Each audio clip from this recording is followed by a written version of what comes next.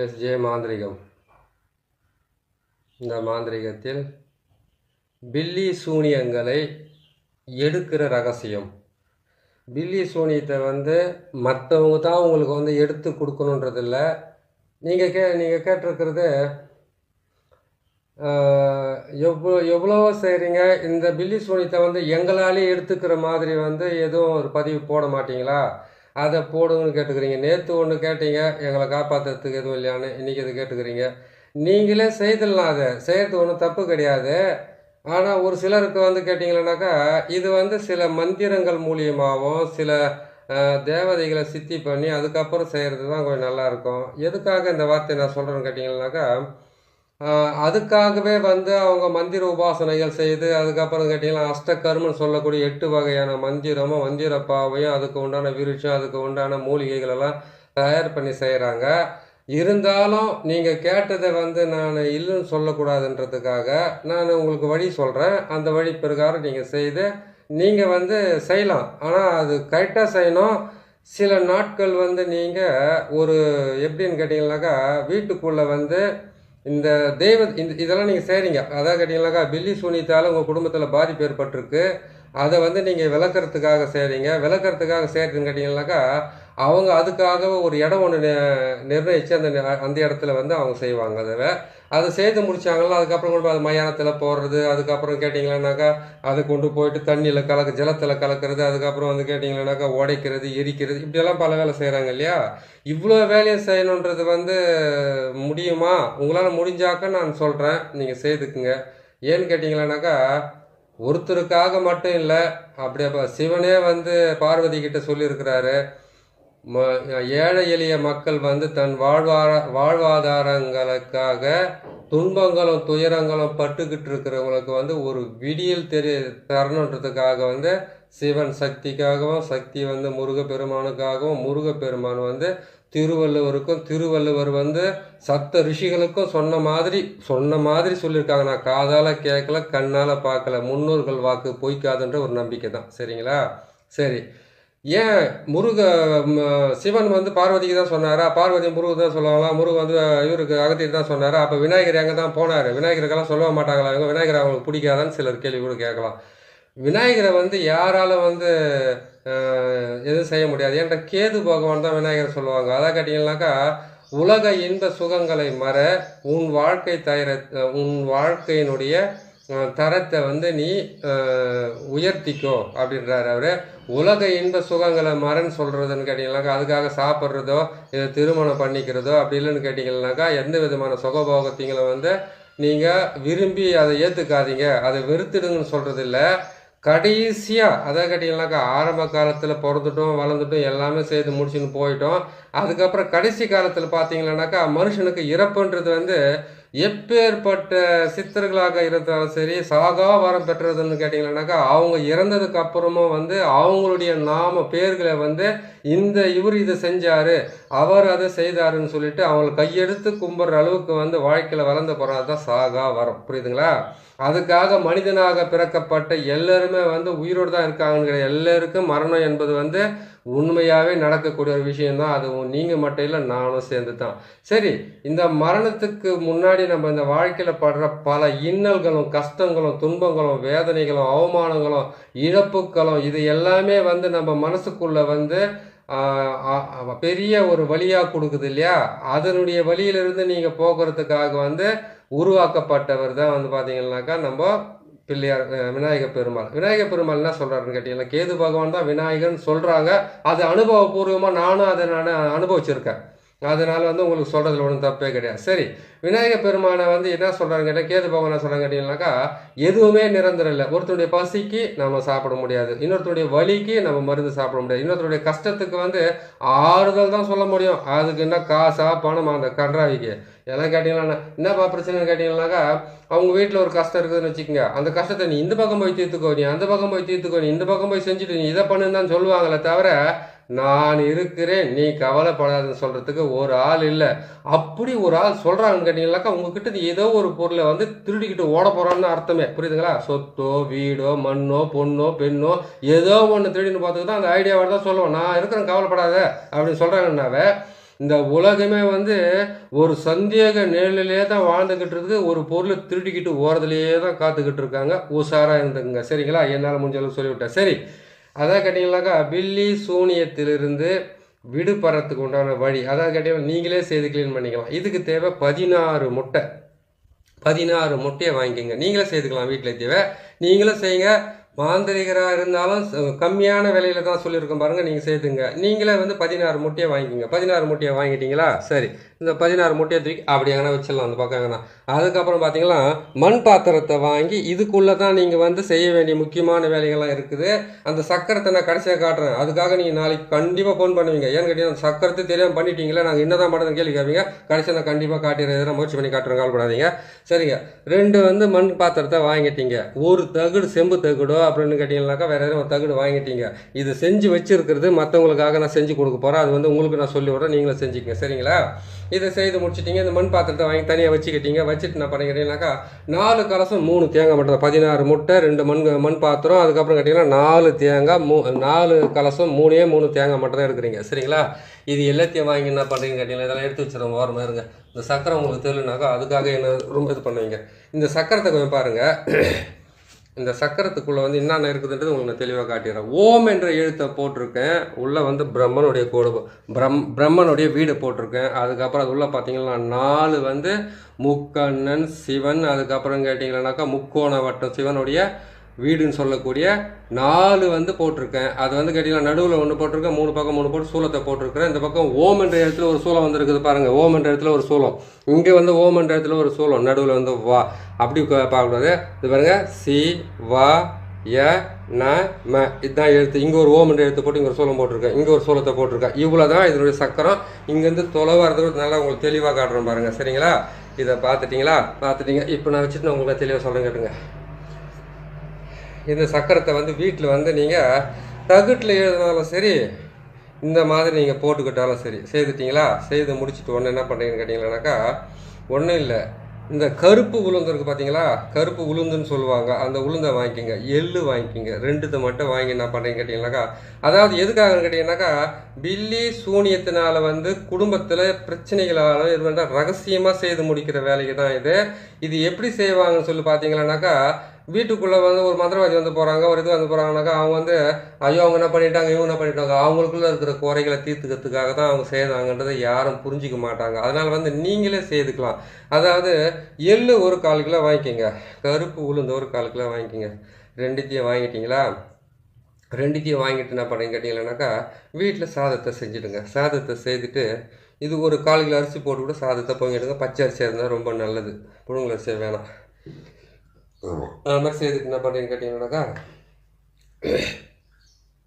எள்ளையும் அந்த கருப்பு உளுந்தையும் 2த்தையும் சேர்த்து என்ன பண்ண நல்லா போட்டு வேக வைங்க. வேக வச்சுட்டு மிக்சியில் போட்டு அரைச்சிக்கங்க. வெந்துட்டா பரவாயில்ல, வேக அரைச்சி எடுத்துகிட்டு இல்லைன்னா உடச்சி கூட நீங்கள் வேக வைக்கலாம். பச்சரிசி கூட சேர்த்து வேக வச்சு என்ன பண்ணிக்கிட்டீங்கன்னாக்கா உங்கள் வீட்டில் எத்தனை பேர் இருக்கீங்க அத்தனை பேருனுடைய தலையை அதாவது கேட்டிங்கன்னா சாதத்தை அப்படியே ஒரு இலையில போட்டுட்டு கீழே வச்சுட்டு அந்த இலையிலேருந்து என்ன பண்ணி கேட்டிங்கனாக்கா ஒவ்வொரு பிடி சாதங்களாக எடுத்து தலையை வந்து சுற்றி எடுங்க. சுற்றி அது மொத்தத்தையும் எடுத்துட்டு ஒரு மண் பாத்திரத்தில் வைங்க. நான் சொன்னேன் இல்லையா 2 மண் பாத்திரத்தை நீங்கள் வாங்கணும் அப்படின்னா அந்த ஒரு மண் பாத்திரத்தில் ஒவ்வொரு ஆளும் 3 கை சாதத்தமாக சுற்றி சாப்பிடக்கூடாது, சுற்றி அதில் வச்சுடுங்க. வச்சுட்டு என்ன பண்ணுறீங்கன்னு கேட்டிங்களேனாக்கா இந்த தகுடு இருக்குது பார்த்தீங்களா, நான் போட்டிருக்கேன் சக்கரம், அது மாதிரி எங்கள் வீட்டில் இருக்க மொத்த பேர் சுற்றி அந்த மண் பாத்திரத்தில் வச்சுடுங்க. வச்சுட்டிங்களா? வச்சுட்டோன்னே இந்த கலசம் எதுக்குனாக்கா இந்த தகுடை போட்டு நீங்கள் வீடெல்லாம் வந்து வீட்டில் 4 பக்கமும் சேர்த்து கீழே போட்டு புதைச்சி வைக்கிறதுக்கு தான் இந்த தகுடு. செய்துட்டீங்க. செய்து முடிச்சிட்டோன்னே இதுக்கு என்ன பண்ண கேட்டிங்கனாக்கா எதனால் பில்லி சூனியத்தை வந்து எடுக்கிற ரகசியம் சொல்லிக்கிறேன்னு கேட்டிங்களானாக்கா இந்த சக்கரத்தை போட்டு நீங்கள் வீட்டுக்கு 4 பக்கமும் போடலாம். நீங்களும் கழுத்தில் தாய்த்தான் நீங்கள் போட்டுக்கலாம். தேவை தாய்த்தான் நீங்கள் போட்டுக்கிட்டாலும் உங்களுக்கு பிரச்சனைகள் எதுவும் வராது. நீங்கள் நம்பிக்கையோடு நீங்கள் செய்யலாம் அந்த வேலையை. அந்த 16 முட்டையுமே என்ன பண்ணுறீங்கன்னு கேட்டிங்கன்னாக்கா ஒவ்வொரு முட்டையாக நீங்கள் என்ன பண்ணுறீங்கன்னாக்கா உச்சந்தலையிலேருந்து உள்ளங்கால் வரைக்கும் தடவிக்கிட்டே வந்துடுங்க. தேய்ச்சிக்கிட்டே வரணும். தேய்ச்சிக்கிட்டே வாங்க. தேய்ச்சிக்கிட்டே வந்து என்ன பண்ணீங்கன்னாக்கா கீழே வந்து அந்த மண் பாத்திரம், இன்னொரு மண் பாத்திரம் பாருங்கள், அந்த மண் பாத்திரம், அதான் 2 மண் பாத்திரம் கேட்டிருக்கிறேன். நீங்கள் 4 கூட வாங்கிக்கணும். இதை நான் கலசம் கட்டி வச்சுருக்கேன். இந்த மாதிரி கட்டி நீங்கள் அதை உடைக்க தான் உடைக்கணும். அதுக்காக நீங்கள் கட்ட வேண்டிய அவசியம் கிடையாது. புரியுதுங்களா? சரி என்ன பண்ணுறீங்க கேட்டீங்கன்னாக்கா அதை நீங்கள் முட்டையெல்லாம் உங்கள் தலையை வந்து தலையில் தேய்ச்சி 3 முட்டை, அதாவது கேட்டிங்கன்னா 16 முட்டை எடுத்துக்கங்க. வீட்டில் 2 பேர் 4 பேர் 6 பேர் 8 பேர் 16 பேர் இருந்தால் கூட 16 முட்டையை மட்டும் செஞ்சுங்க. 16 முட்டையில் வந்து ஒரு முட்டையில் வந்து இந்த சிவனுடைய வீடுன்னு சொல்லக்கூடிய முக்கோணத்தை போட்டு சீன்ற எழுத்தை மட்டும் போட்டுட்டு 3 பக்கமும் சூலத்தை மட்டும் போட்டால் போதுமானது. நீங்கள் அதை மட்டும் போட்டுட்டு நீங்கள் செஞ்சுக்கிங்க. செஞ்சிட்டிங்களா? அந்த முட்டையெல்லாம் மொத்தத்தையுமே வந்து என்ன பண்ணுறீங்க கேட்டிங்கன்னாக்கா நிறைய கற்பூரம் வாங்க வேண்டியதாக இருக்கும். கற்பூரத்தை வாங்கி உங்கள் காலடி மண் எடுத்துக்கோங்க. உங்கள் வீட்டை சுத்தமாக தொடச்சி அது உள்ளே இருக்கிற மண் எடுத்துக்கோங்க. அதுக்கப்புறம் வந்து வீட்டு வாசல் இருக்குது பார்த்தீங்களா, அந்த பக்கம் மண் எடுத்துங்க. வீட்டுக்கு 4 பக்கம் இருக்குது பார்த்தீங்களா, 4 பக்கமும் 4 மண் எடுத்துங்க. 3 வழி கூடுறதுல கொஞ்சம் மண் எடுத்துக்கங்க. இந்த மண்ணையெல்லாம் எடுத்து அந்த முட்டையை சுற்றுறீங்க பார்த்தீங்களா, அந்த பாத்திரத்தில் போட்டுருங்க. அந்த மண்ணெல்லாம் எடுத்து அதுக்கப்புறம் முட்டையை என்ன பண்ணுங்க, ஒவ்வொரு ஆள் ஒரு முட்டையாக 4 பேராக இருந்தாக்கா 4 முட்டையாக சுற்றி அதில் வச்சுருங்க. 5 பேராக இருந்தாக்கா அதுக்கு தகுந்த மாதிரி முட்டையை வந்து நீங்கள் டிவைட் பண்ணிங்க. 20 பேர் இருந்தால் கூட இன்னும் எக்ஸ்ட்ரா கூட முட்டை வாங்கிக்கலாம். இவ்வளோ 16 முட்டையில் தான் மொத்த பேருக்கு சுற்றணுன்ற அவசியமெல்லாம் கிடையாது. எக்ஸ்ட்ரா கூட முட்டையை வாங்கி நீங்கள் பிரயோகம் பண்ணலாம். பண்ணி செய்துட்டு என்ன பண்ணி மொத்தத்தையுமே எழுதி முடிச்சிட்டிங்க. அந்த முக்கோணத்தை போட்டுட்டு அதில் வந்து உங்கள் தலையை போட்டு மொத்தத்தையும் அப்படி தேய்ச்சி எடுத்து அதில் வச்சுட்டிங்க. கால் முதல் கூட செய்யலாம், அது எவ்வளோ தப்பே கிடையாது. சிவன் அச்சாரம் போட்டிருக்குமே, இது நம்ம கையில் காலில் பட்ட தப்புன்னு கேட்டாக்கா, சிவனே நமக்குள்ளே தான் வந்து தங்கிக்கிட்டு இருக்கிறாரு. நீங்கள் அவரை மனசில் நினச்சாவே போதுமானது. அவருக்காக வந்து நீங்கள் பயப்பட வேண்டிய அவசியமே கிடையாது. ஒவ்வொருடைய மனுஷனுடைய இதயத்துக்குள்ளே வாழ்ந்துக்கிட்டு இருக்கிற எல்லாம் வல்ல இறைவனாக தான் அவர் இருக்கிறார். சரியா? அதனால என்ன பண்ணீங்கன்னாக்கா சுற்றி அதில் வச்சுருங்க. வச்சு தேய்ச்சி அதில் வச்சுட்டு என்ன பண்ணீங்கன்னா கற்பூரத்தை நிறையா வாங்கிட்டு வந்து கற்பூரத்தை வந்து உங்கள் தலைகளை சுற்றி அதில் வைங்க. அதே மாதிரி கேட்டிங்கன்னாக்கா உங்கள் காலடி மண் அதில் போட்டுக்கிறீங்க. 3 வகை குரு மண் போட்டுக்கிறீங்க. வீட்டை சுற்றி 4 பக்கம் மண் எடுத்து அதில் போட்டுக்கிறீங்க. எல்லா மண்ணையும் அதில் போட்டுக்கிறீங்க. இந்த கலசம் எதுக்குன்னு கேட்டிங்களா, அந்த வீட்டு சுற்றிலையும் போகிறதுனா 4 தகடு ஏதி 8 குச்சி, அதுக்கப்புறம் கேட்டிங்களானாக்கா கவிழ்த்தூம்பை, அப்படி இல்லைன்னு கேட்டிங்கன்னா பேய் வெரைட்டி, அதோடு சேர்த்து என்ன பண்ணீங்கன்னு கேட்டிங்களானாக்கா நீங்கள் இது பேய் தும்பை இருக்குது பார்த்தீங்களா, அதுவும் எடுத்துங்க. இதெல்லாம் எடுத்துகிட்டு வந்து என்ன பண்ணீங்கன்னு கேட்டிங்கனாக்கா இந்த 8 குச்சி அதில் போட்டுட்டு அதுக்கப்புறம் கேட்டிங்கன்னா இந்த தகடு ஏதி அதில் போட்டுட்டு மொத்தத்தையுமே சேர்த்து என்ன பண்ணுறீங்கன்னு கேட்டிங்களானாக்கா பன்னீரோ ரோஸ் வாட்டரோ மஞ்சள் தண்ணியோ அப்படின்னு கேட்டிங்கன்னா மாட்டு கோமியமோ இது எல்லாத்தையும் என்ன பண்ணிங்கன்னா இந்த பாத்திரத்துலேயே அந்த மண் கலசத்துக்குள்ளேயே போட்டுருங்க. போட்டுட்டு என்ன பண்ணிங்கனாக்கா இந்த தகடு ஒன்று காட்டலையா, அந்த தகட்டில் வந்து என்ன பண்ணிங்கனாக்கா இந்த அச்சாரத்தையே போட்டு எழுதிட்டு அது மேலே போட்டு நல்லா கட்டிட்டு 4 பக்கமும் 4 உங்கள் வீட்டை சுற்றி போதீங்க. இந்த தேங்காய் வச்சிருந்து பார்த்தீங்களா, அந்த மாதிரி 4 தேங்காய் எடுத்துங்க. 3 தேங்காய் கூட எடுத்துக்கலாம். நீங்கள் 4 தேங்காய் கூட எடுத்துக்கலாம். தேங்காய் எடுத்து என்ன பண்ணிங்கனாக்கா உங்கள் தலையை சுற்றி இந்த கலசத்தை புதைச்சிங்க பார்த்தீங்களா, அந்த இடத்துல போய் அந்த கீழே இது புதைச்சிட்டு அதுக்கு மேலே வந்து தேங்காயை உடச்சி அதுக்கு நீங்கள் பலி கொடுத்துட்டு எலுமிச்சம்பழத்தை நசுக்கி அதுக்கு வந்து பலி கொடுத்துட்டு 4 பக்கமும் உங்கள் தலையை சுற்றி போய் இது என்ன பண்ணணும்னு கேட்டிங்கன்னாக்கா அந்த சாதத்தை வந்து உங்கள் தலையை சுற்றி அதில் வச்சிங்க பாருங்கள். அதை கொண்டு போயிட்டு முச்சேந்தி வழியில் வந்து யாருக்கும் தெரியாத மாதிரி அப்படியே போட்டு உடச்சிட்டு திரும்பி பார்க்காத வரணும். புரியுதுங்களா? அந்த முட்டைகளை இது முச்சேந்தியில் உடச்சிட்டிங்களா, அந்த முட்டையை கொண்டு போயிட்டு மயானமோ ஏரியோ ஆறோ குளமோ எங்கே இருந்தாலும் ஆள் நடமாட்டல் இடத்துல போயிட்டு கற்பூரத்தை போட்டு காலடி மண் போட்டிருக்கீங்க, வீட்டோட மண் போட்டிருக்கிறீங்க.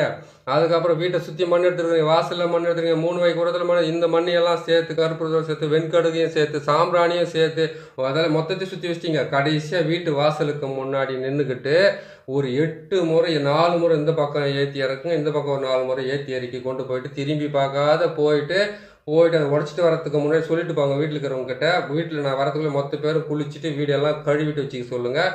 எதுவுமே உடச்சிட்டு வந்து 8 நாளைக்கு, அதாவது கேட்டிங்கன்னாக்கா 8 நாள் வரைக்கும் வந்து வீட்டில் வந்து நான்வெஜ்ஜு சாப்பிடக்கூடாது. அதாவது கேட்டிங்கன்னாக்கா கவிச்சு படக்கூடாது. அதுக்கப்புறம் கேட்டிங்கன்னாக்கா உங்கள் குடும்பத்தில் இருக்கிறவங்க வந்து ஏதாவது வந்து கணவன் மனைவி இந்த மாதிரி வீட்டுக்குள்ளே இருக்கிறவங்களா இருந்தால் பரவாயில்ல, மற்றவங்க யாரும் வந்து மென்சஸ் ஆகக்கூடாது, மென்சஸ் ஆகிறவங்க வீட்டுக்கு வரக்கூடாது. அதே மாதிரி இன்னொரு விஷயம் கேட்டிங்கன்னாக்கா ஒரு டெத் ஆச்சுங்களாக்கா அந்த டெத்துக்கு நீங்கள் போகக்கூடாது. அதே மாதிரி இன்னொரு விஷயம் சொல்லி கேட்டிங்கன்னா ஒரு பெண்ணு வந்து குழந்தை பெற்றாக்கா அது முதல் தீட்டுக்கு நீங்கள் போகக்கூடாது. 2வது குழந்தை பெற்றா 10 குழந்தை பெற்றாலும் தீட்டு தான். புரியுதுங்களா? அதுக்கு நீங்கள் போகக்கூடாது. ஏன்னு கேட்டாக்கா ஒரு தீட்டை அடைக்கி தான் ஒரு உதிரத்தை அடைக்கி தான் ஒரு குழந்தைய வந்து இந்த பூமியில் பிறக்குது. அதனால் வந்து அந்த தீட்டுக்கு நீங்கள் போகாதீங்க, கொஞ்சம் ஒதுங்கே நில்லுங்க. சரிங்களா? அதே மாதிரி கேட்டிங்கன்னா ஒரு பெண்ணு புஷ்பவதி ஆனால் போகக்கூடாது, ஒரு பெண்ணு குழந்தை பெற்றா போகக்கூடாது, ஒரு பெண்ணு வந்து செத்துட்டாக்கா போகக்கூடாது. பெண்ணு நார்மலாக யாராவது செத்துட்டாங்கன்னாக்கா அதுக்கு நீங்கள் போகக்கூடாது, தீட்டுன்னு சொல்லியிருக்கிறேன். இந்த தாயத்தை நீங்கள் போட்டுக்கிட்டு இருக்கிறீங்கனாக்கா 8 நாளைக்கு அப்புறம் நீங்கள் போகலாமன்னா போகலாம். தாயத்தை நீங்கள் கழட்டி வச்சுட்டு போயிட்டு வீட்டுக்குள்ளே வரத்துக்கு முன்னாடி கை கால் முகமெல்லாம் சுத்தமாக அலம்பி கழுவிக்கிட்டு அதுக்கப்புறம் வந்து குளிச்சுட்டு நீங்கள் வீட்டுக்குள்ளே வரலாம். சரிங்களா? அந்த மாதிரி பார்த்து செய்யுங்க. பார்த்து செய்துட்டு உங்களுக்கு உண்டான நல்ல பலன்களை நீங்கள் அனுபவிச்சிக்கணும். நீங்களே வந்து பில்லி சூனியத்திலிருந்து முழுமையாக விடுபடலாம். அந்த ரகசியமான மந்திரத்தை இது போட்டிருக்கோம், சக்கரத்தை போட்டிருக்கோம், பார்த்து செஞ்சீங்க. சரி, இதை சொல்லிட்டேன். இதுக்கு உண்டான மந்திரத்தையும் சொல்லிடுறேன். அந்த மந்திரத்தை வந்து தினமும் நீங்கள் ஒரு மண்டலம் வீட்டில் சொல்ல வேண்டியதாக இருக்கும். பார்த்து பொறுமையாக எழுதிக்கிங்க. நான் வந்து உங்களுக்கு பொறுமையாகவோ ஃபாஸ்ட்டாக சொல்ல பொறுமையாக சொல்கிறேன், நீங்கள் எழுதிக்கிங்க. சரிங்களா? மந்திரத்தை சொல்கிற பாருங்க. ஓம் நமச்சிவாயா நலம் தருவாயா, சக்தி தாயே நலம் தருவாயே,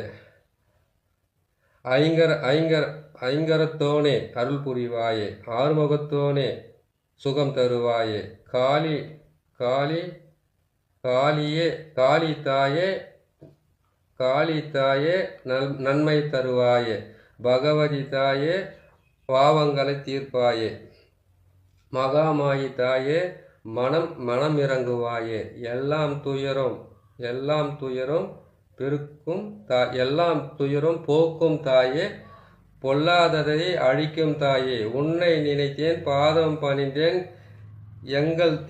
எங்கள் துயரை தீர்த்திடுவாயே.